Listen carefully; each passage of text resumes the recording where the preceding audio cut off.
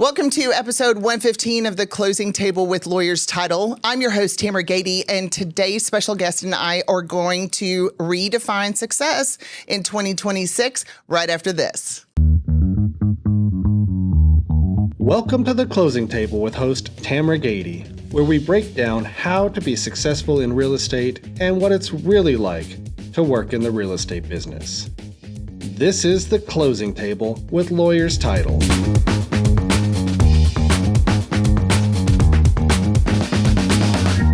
Welcome back. Today's guest is actually a returning guest. I have been having some returning guests on the show, and well, that's because they're experts in what they do. And I'm excited to have Tony Caliendo back, co-founder of Rethink Coaching, and he is also an author and a real estate speaker. Motivation too. So I see all your posts, Tony. So welcome back to the show. Thank you very much for joining me today.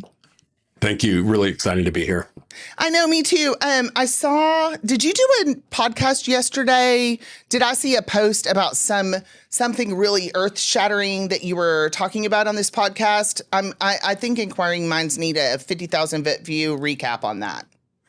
Yeah, 100%. So I talked about the success trap, which really ties into what we're going to talk about today. Oh, good. That, what got you to where you are now may not be getting you to that next level, and to really rethink what you're doing in terms of, is it the right activity? Oh, that's what we're talking about today. Perfect. I know you said that. Okay, well, that's perfect. Now I don't have FOMO anymore, right? And so just wanted to make sure that my audience didn't need to know something special that you talked about yesterday that we weren't going to open up a discussion about today. So let's get started, okay? Let's set the stage. We are halfway through Q1, ish. Almost there, yes. Halfway through Q1 26. Okay, so what should we already be focused on this year, Tony? It's funny, right? Calendar-wise, we're halfway through Q1. Technically, on the 14th of February, we start Q2. Yeah. Okay. So we're cruising along. So our annual calendar and our sales calendar. So what I would say, Tamera, what we should know is really take a look at what you're doing and figure out why. Okay. A lot of times we're doing things out of habit, or because it's an activity that we've done that brought us to a level of success. And when we really stop and step back and look at it, it may not be what it needs to move us forward. So example, if you took a look at the 10 activities that you do on the regular, and you ask yourself some simple questions. Is it adding value, and do I like it? So adding value, am I getting results? Am I getting leads? Am I getting transactions? And do I like it or do I not like it? And we might find out that we're doing an activity that doesn't add value any longer, yet we're still doing it.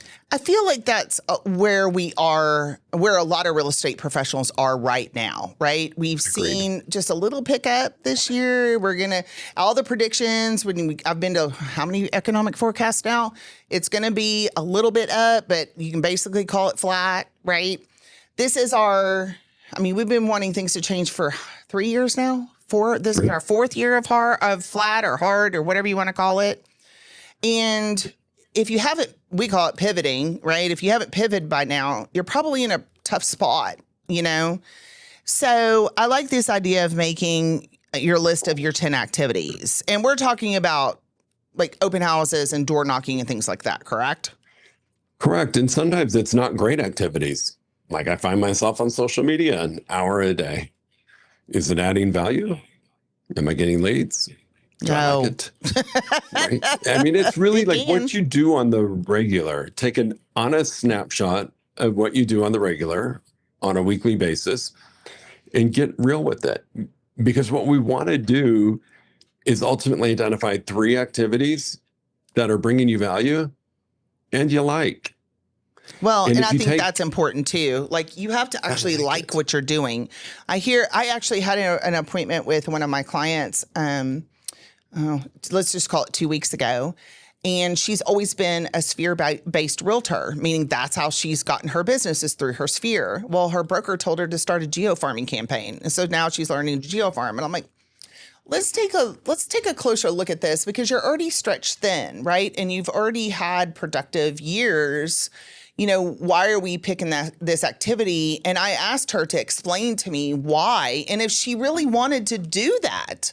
And I think we're still in the exploration phase as to whether or not this is going to be something that she's going to continue to pursue. And she's very, analytical. She wants to understand all the ins and outs of something, and which I have an appreciation for. I like people that are thorough and do their due diligence. But it was interesting to have her approach me and ask me to help her with that, right? So I think do you like it? And make a list of all your activities that you're doing to see if they're income producing activities. We talk about that all the time, right, Tony? Right. And I think, Tamara, too, the important part of this is to track the amount of time you're spending doing it. So if I'm taking social media an hour a day, that's 5 hours at the end of the week. Oh my gosh. And if I am not getting results from it, if I eliminate it, I've just gained 5 hours back. And I can reallocate those 5 hours to the 3 activities that I like and are bringing me value, because you're spending the time anyway. So I have a note that says, stop diluting our energy into other stuff, things we don't like and things that aren't generating business. I love it. Okay. Yes. So what things do we need to be successful, right? Like, what are our big tools in our toolbox that we need to be working towards a viable database or viable lead generation? We should always have a pipeline. Always know what's happening 0 to 30, 31 to 60, 60 to 90, and 90 days plus, because that mentally helps us when we look at our snapshot and we see we've got future business in the pipeline. And I say this, and every real estate coach will say this. This is not new. You better have a good database. And if you don't, you better be working on one.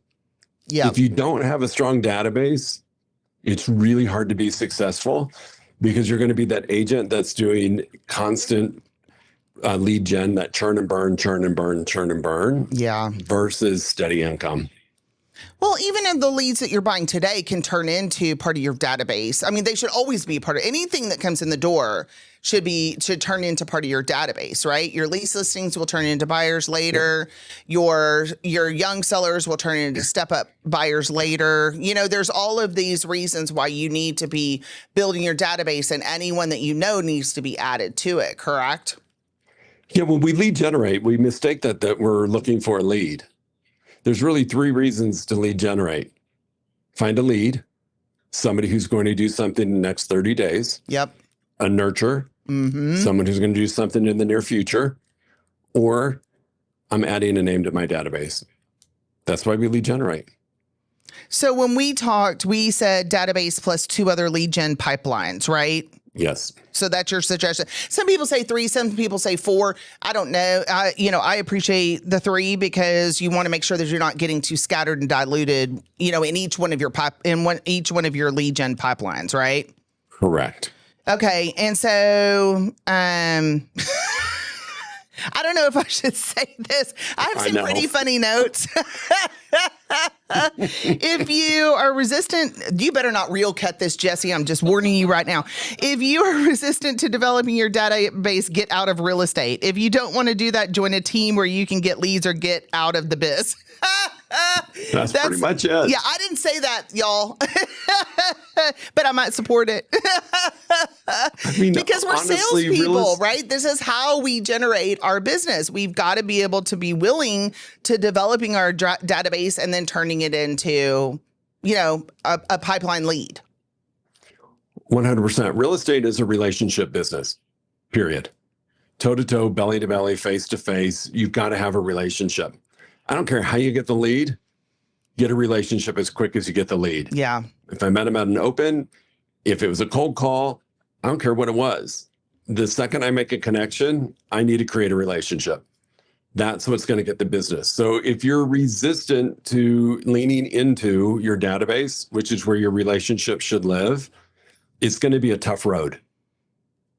That's It is just going being to, yes, honest. it is. And so let me talk. So we know about our database, and honey, I don't talk about CRMs on this podcast because I mean, we can talk about what the best ones are today, but if you don't have CRM,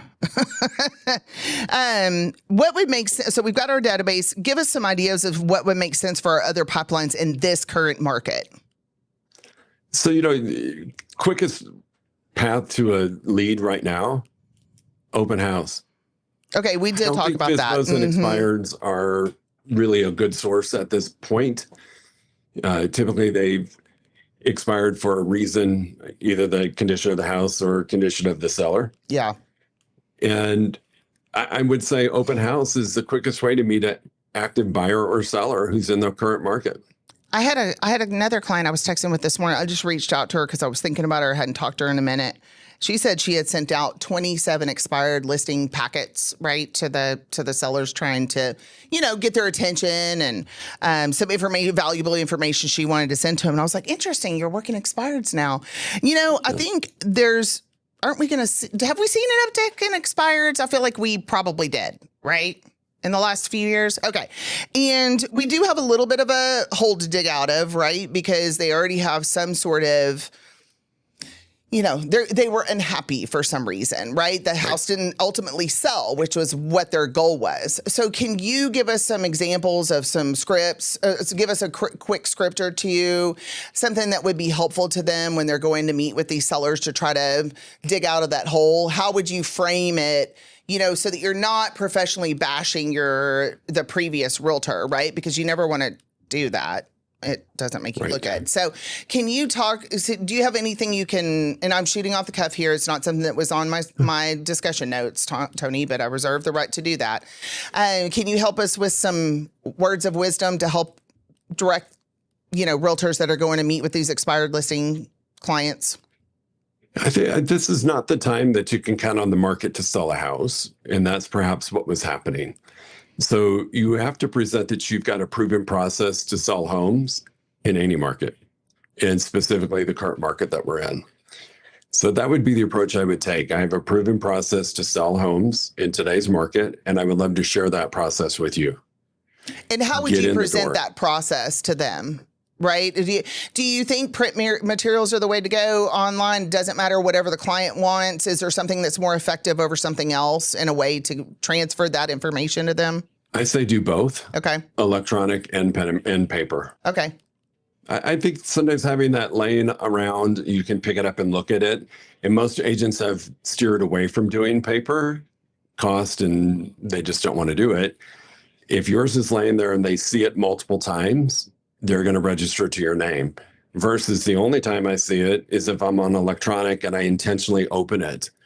So I like having the paper version of it around because visually I think the seller sees it more often. What do you think that is the one key thing you should have in your listing presentation to really demonstrate your proven track record? Your stats compared to the average agent. Okay. Stats in the neighborhood? Are we talking stats in general? The agent stats for maybe the last 12 months, or what are we talking about specifically? I like to look at days on market. Okay. Percentage of homes listed to sold, sales price to list price. In that Those neighborhood. three things. Just in general and what you do as an agent. Okay. And then you can pull the market stats, and I can guarantee you, compared to the average agent, you're most likely going to excel. Well, and then you have to convince them to drop the price in the houses. That was probably the problem in the first place. Yep, price, condition, location. Okay, let's go back to open houses. I want to kind of unpack your open house process, because it was something that we talked about, and I thought that it was really interesting. I think I know a lot of ways that realtors do open houses, and I have some clients that don't think they work at all, and I have some clients that live by them. Right? It's really interesting how wide the pendulum swings on open house success. Right? So let's spend some time unpacking your open house process. Can you give us a little bit of what that looks like and what your road to success was with them? Yeah. So Tamera, we talked about this. When I first became an agent, I had left the hospitality business. So I was an executive with Marriott when I went into real estate. And I realized early on that I didn't have a database because I was in Dallas 13 years, yet in the hospitality industry, if you're good, you get transferred. You promote and transfer, promote and transfer. So the majority of my database no longer lived in Texas any longer. Okay. So I had to build it. And my way of building it was doing open houses.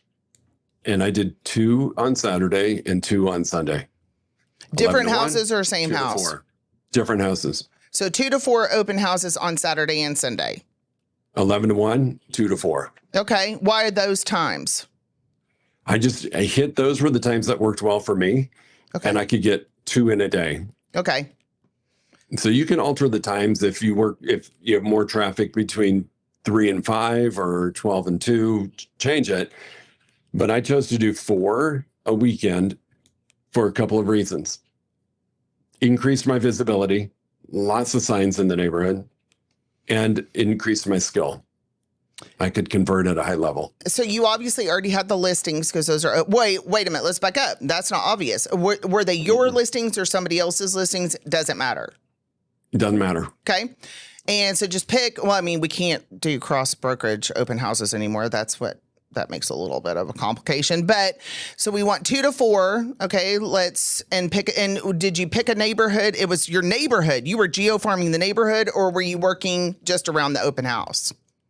I typically picked an area of Dallas that I wanted to sell in. Okay. I always thought if I picked up a buyer here, would I want to work with them here? Is this a neighborhood that I would want to focus my energy and attention? Okay. So I did a lot of mine uptown, St. Thomas, North Dallas. And then tell me how you qualified the neighborhood. I like this. You sent me that information. It was very helpful. I mean, you What are you really looking need for? to know what's happening. Yeah. You need to be touring every house that's on the market. You need to be looking at comps. You need to spend some time driving the neighborhood. Where the groceries, where's the pharmacies, where are the resources that you're going to need. Become the community expert. We talk about that. Yes. Yeah, you must know the neighborhood like the back of your hand. The worst thing that can happen is somebody walks into your open house and they know the market better than you. Yeah. Well, and this kind of goes back to a conversation we've had a few times on the podcast. And I feel for my new agents, right? I understand they're going to take a listing or a buyer wherever they are in the Metroplex, right? But it does become a challenge to call yourself a DFW expert. The Metroplex is just so big and it's getting bigger all the time. So we do talk about, narrowing it in. What is the other phrase? Mayor of your town? Mayor of your town or your community expert. I like community expert better for whatever reason. Anyway, so you have to know, especially I'm talking more up where we live in Collin County, construction updates, right? Like what new things are coming. If you are selling in Salina, it's changing all the time, right?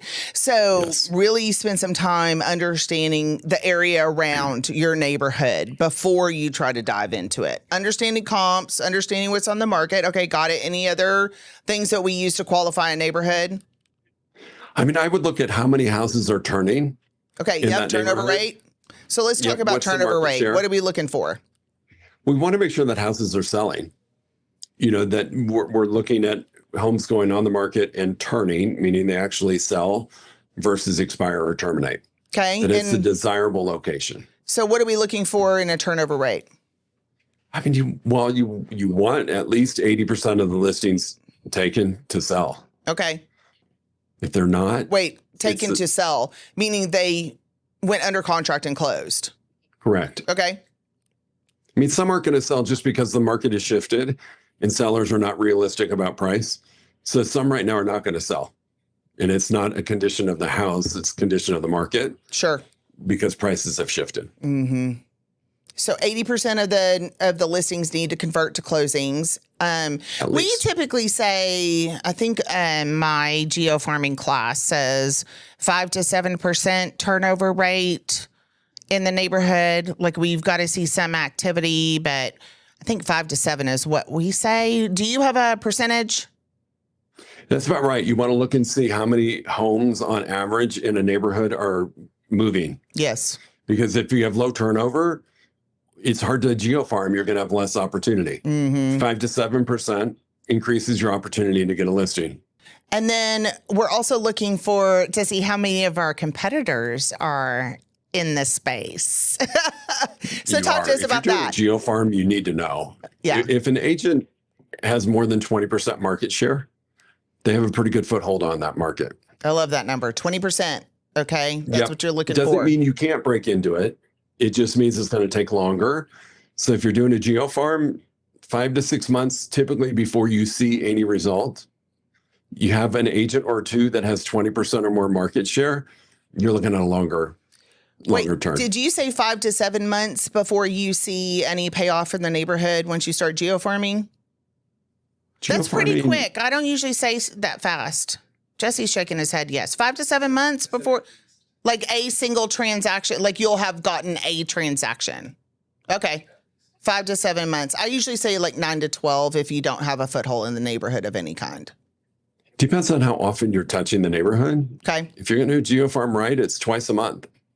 How does it matter how you do it? Because there's all different kinds of qualified touches for geo-farming, circle prospecting. Right. Door knock, you can, direct circle mail. Prospect, direct mail. I think right now social media is a great way to geo-farm for free. Yes. If they don't have a community set one up on Facebook and invite all the neighbors to join it. And then you're managing that Facebook group. And it can be a form of lead gen. I think that's a gold mine. If you don't have a neighborhood Facebook page group in the community you're geo-farming, you need to start it. And start it and own it. You're the admin, so then you control the content. Also, now you have to be fair, but you get to control the type of content that gets put in onto the Facebook group. And they're seeing your name all the time, right? So if there's no HOA or the HOA hasn't, the social committee or whoever hasn't started one, I think that's a great idea. I have a realtor client who 85% of her business comes from geo-farming. And by the way, she is a power player and she is all about her Facebook page. She started it in her neighborhood and it has produced a ton of leads for her, but she also has a very skilled strategy at how to approach it, correct? She makes sure to comment on everything. She engages, she collects information. She's leveraging that as her database, right? So yes, I'm continuously impressed by her, but it's a long haul, and usually it's more expensive to do geo-farm. So if we circle back to open houses, technology has changed so much from when I was doing opens. Sure. I would do my open where I would bring a packet of homes that were listed at the same price, higher price, and lower price within a 2 to 3 mile radius. Okay. And if I was talking to you and I felt like you were serious about buying, I would say, you know what, Tamera, based upon what you've told me, let me share some information with you. I'd pull out the packet. I would keep it in a drawer and it wasn't out for people to take. And I would circle a couple properties and I'd say, Tamera, go drive by these 3 homes. If any one of them look appealing to you, I'm here until 4. Text me immediately. I'll see if I can get us an appointment at 4:30 and I'll meet you there. I sold more houses doing that. I bet you did. Boom, She boom. always has 2 people at her, has her team. I mean, she has a big team, so you have to keep that in mind. But she'll have 2 agents at an open house just in case a buyer wants to see one of the other houses listed for sale around that open house. Yep. And they will immediately try to set it up and go escort them to the house themselves. And they've closed a ton of business from doing it. I like your way is really great too, though, because a lot of our realtor audience are individual agents and they don't have the manpower, the capacity to be able to do what I just talked about. But I think managing or maximizing your opportunity with the people that walk in the door. If you just say, hi, my name is Megan and here's the house. Let me know if you have any questions. You're not going to get anywhere. So, we have to be intentional. You're not. And it goes back to what we said earlier, Tamera. I had to know those homes that were in that packet. Mm-hmm. I had to go in them, tour them, be familiar with them. So when you're telling me what you wanted, I'd be like, oh yeah, the house over on Main has what she's looking for. Yeah, I agree. And I You knew what can't to just direct look at them stuff to. on MLS. I think there's something about No. going and physically seeing it, because Yep. a lot of details can get left off MLS about a house too. Anything, let's talk. Okay, so you're open out, you hold the open house, right? You are maximizing your chance with buyers that walk in the door. If this isn't the house for them, you've got another house that you can show them. We're becoming our community expert. We're aware of not only the listings for sale in the neighborhood that are other people's listings, but also we're aware of what's coming into the neighborhood, any kind of expansion or development plans, what resources are available to them, what the schools look like. So are there any other suggestions or golden nuggets you can give us about open houses? You really have to know your stuff. I mean, you can't just show up. It's not like putting 3 signs out and you're going to have a hallelujah moment. You've really got to work and know your neighborhood, because you're fiduciary, Tamara. If I don't know that a highway's going in behind the house and they buy the house, 6 months later, guess who's getting sued? Oh, yeah. Me. Yeah. Right? You need to know what's happening development-wise in the neighborhood. You kind of touched on this, the marketing side. So let's talk about how you would market an open house. I love letting the 50 neighbors around know that we're having an open. Okay, so you're okay with the looky-loos, the neighbors that want to love the see looky-loos. what they've been doing. And if it's a early on open, I like to do a neighborhood private open. A neighborhood Because I private. can invite Okay. them. Okay. Yeah. So if let's say I'm doing an open house from 2 to 4, I might invite the neighbors to a private open house from noon to 1. So tell me, Get the looking things out of the way. you're collecting their information to put in your database, correct? Is there some other strategy or some other point to why you're doing this? Future listings, Yeah, makes sense. potential buyers. I think it's a great way to You meet know. the neighbors. They're going to come anyway. Yeah. Then usually. And if you make it a situation where, hey, come and take a look so you can learn true value of what's happening in your neighborhood, you can compare your house to the house that's on the market. And I'm even happy after you see this house, to come to your house and give you a market evaluation. Perfect. Love it. Okay, so we are marketing to the neighbors and doing a private open house for them. Is there anything else that you would do to set up your open houses for success? I would have appropriate signage. I know it's a big deal. Yeah, we talk about that in mastermind rooms all the time right now.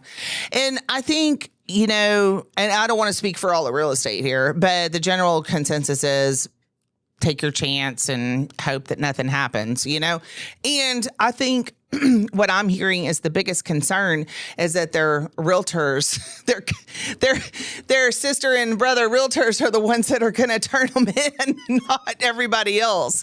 So I know you probably put out your nice open house signs.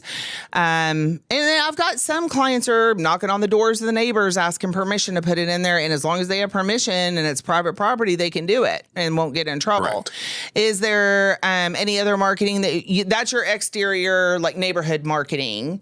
Did you expand out, or is there anything else that you would put with your physical marketing? I mean, you need to make sure you're on all the websites. And if you put it in MLS that it's open, it's going to feed. Sure. It's going to feed everything else. Oh, we know. It goes out. Tamara, there's a couple agents that I coach that really take open houses to the next level. Okay. So they will, when they take a listing, they door knock the 50 neighbors around. Yep. And introduce the listing to them. Love it.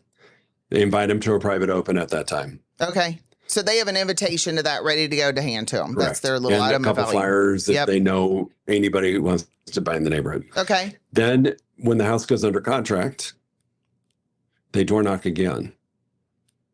The same 50. Okay. If they got multiple offers, they share that. Listen, I have 5 people who are interested in buying the home. Only one person won. Have you considered selling? I've got access to 4 people who are ready to go right now. Well, and I kind of use that same thing for when we're talking about just sold direct mail cards. Have some sort of evidence of success about that house. What was the differentiator? Was there something that stood out about the transaction? Meaning, did you sell it in a record amount of time? Did you sell it for a record price? Did you have multiple offers? Whatever that is. And then I love your idea about calling the neighbors or stopping by to talk to the neighbors saying, I have buyers ready to go from my, from this transaction that didn't get the transaction, right? Are you willing to sell your house? So these are all ways to continue maximizing the open house pipeline, right? Correct. And then to your point, the last touch is to go back to those same 50 homes when the house closes. You have new neighbors, tell them who they are, let them know that the neighborhood is still, if there was something special about the house or something that we did that assisted with the sale. Okay.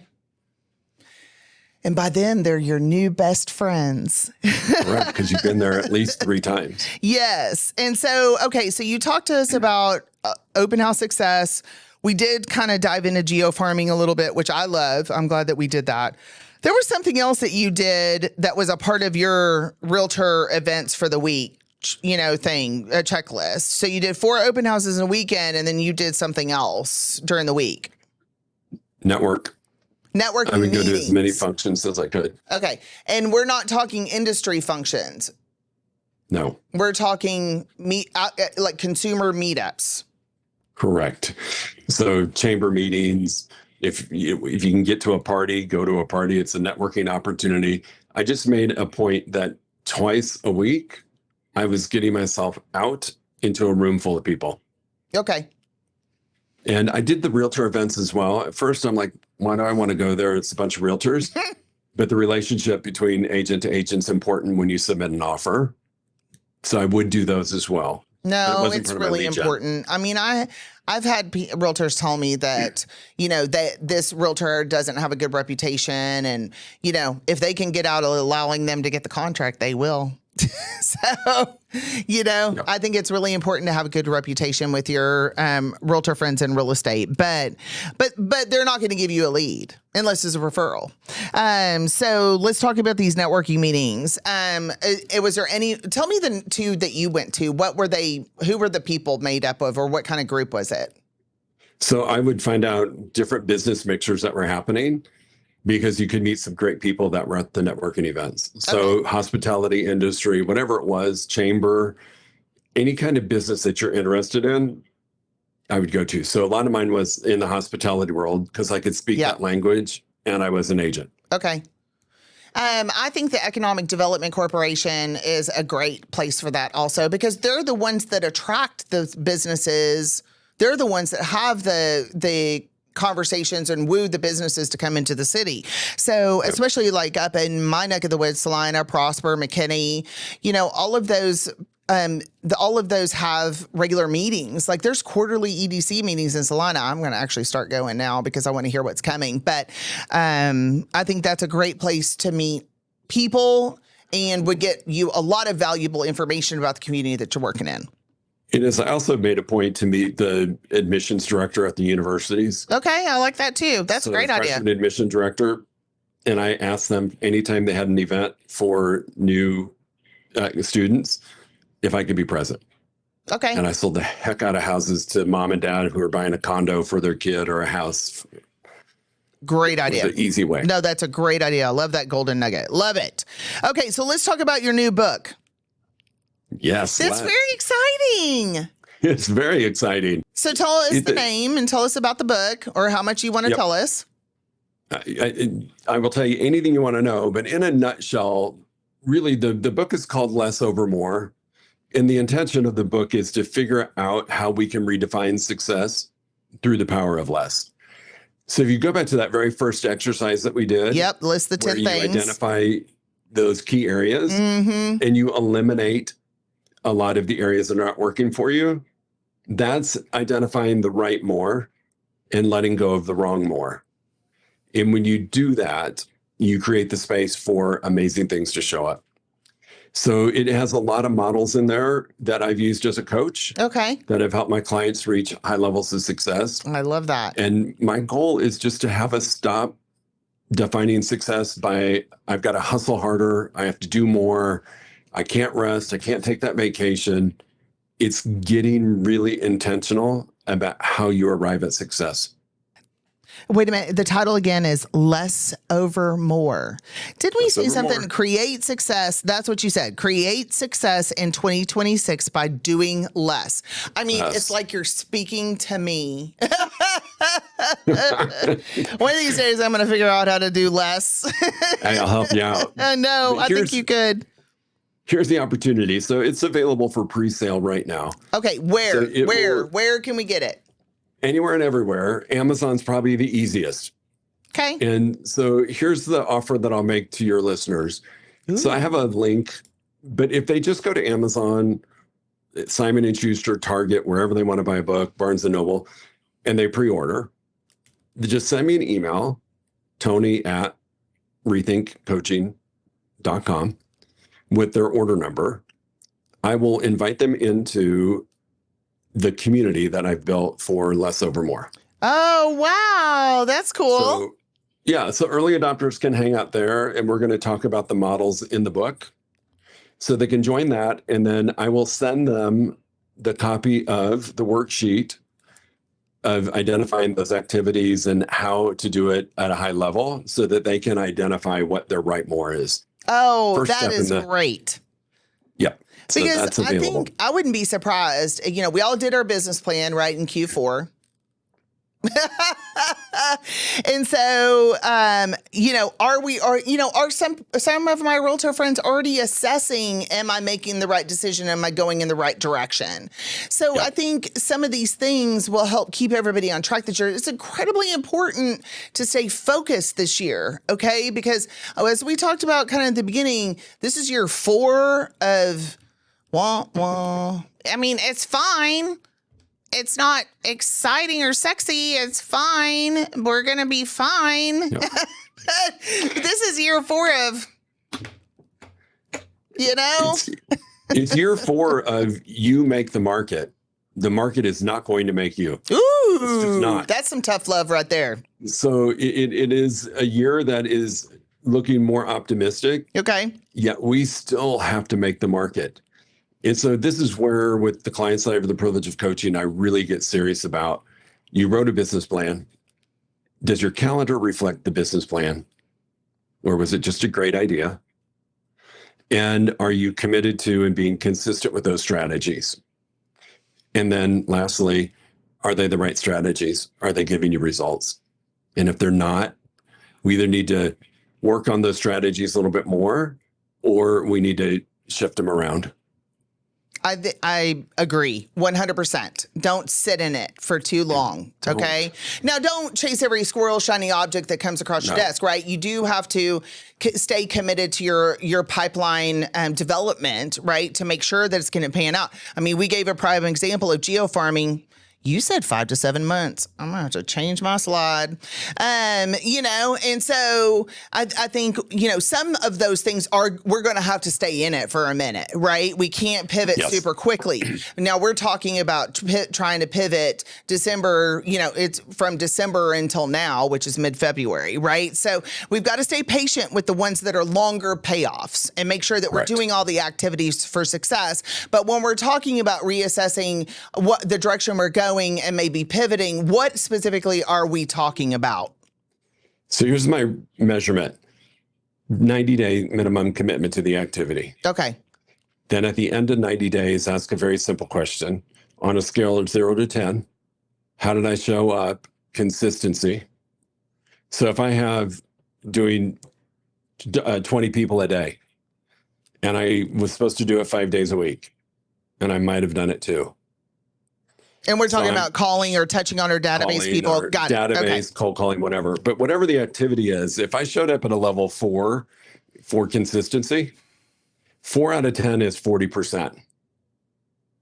Take your goal times 40%.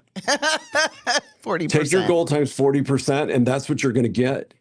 I can't show up at a 40% and get 100% of my goal. That's right. Can't. No, you can't. So whatever level you're showing up with consistent, multiply it by your goal, and that's what you're going to get. Well, and I can't tell you how many times we've talked about consistency being one of the biggest keys to success. Follow-up, consistency, right? Those are two big things to lead you to success, especially now, right? I do want to leave the audience with something that you told me in our podcast discussion. Sphere stats. Every 15 to 20 days, your database doesn't hear from you. Your database starts to disassociate from you. On the low end, you should be able to get a 10% return from your sphere. But here's what you need to know. If you aren't reaching out, somebody else is. Right. It doesn't mean it's not happening. It's just not happening with you. And I think that's really important. I'm laughing, but it's super important because when you look at the stats for how many people come back and use the same realtor again, it's less than 10%. Is it like 8% or something? It's super sad. And that's because the agent didn't stay in touch with them. It's funny, Tamara, I was in a meeting one time and the facilitators, who in this room has had surgery? Raise my hand. And it was like 7 years prior to that meeting. And they're like, write the surgeon's name down. Oh, no, I wouldn't know that. I couldn't. Okay. No. But here we are as realtors thinking you'd never forget my name. Yeah. But a guy who cut into me, I can't remember his name. Yeah. So the point is they're not going to remember you. Yeah. 15 to 20 days, you've got to be in front of them. That's only 2 touches a month. That's it. 2 touches a month. A newsletter can be one, and a phone call can be one. Mm-hmm. A text, a DM, whatever it is. You just have to keep that rhythm because you can get 10% opportunity from your database. So for every 100 people, 10 opportunities a year. Okay. If we touch at least twice a month. Twice a month. Okay. That's it. Recipe for success right there. A 10% increase on what you did last year is a great increase this year, okay? Because everything I'm hearing is about 5% increase over last year, right? Isn't that what you guys have been hearing you? Yeah, 5. Not, better than last year, but not exciting, right? So to have a 10% return on your database from 2 touches a month, I think is an awesome number. And it's easy. That's right. Just don't overcomplicate this. Just know that it's a relationship business and you've got to provide value. Well, I think that's a great place to stop for today, Tony. And I want to thank you again for being so generous with your time. I know my realtor audience will appreciate the golden nuggets and the things that we touched on today to help them be successful in 26. So I appreciate our friendship and relationship. Thank you so much, Tony. Thanks for having me. I love it. I love it too. And that's a wrap on episode number 115. Again, I'm your host, Tamera Gaede. And if you like my content, you're really going to love my escrow team. So give me an opportunity to work with you on your title needs. And you guys go make it a great day and sell something.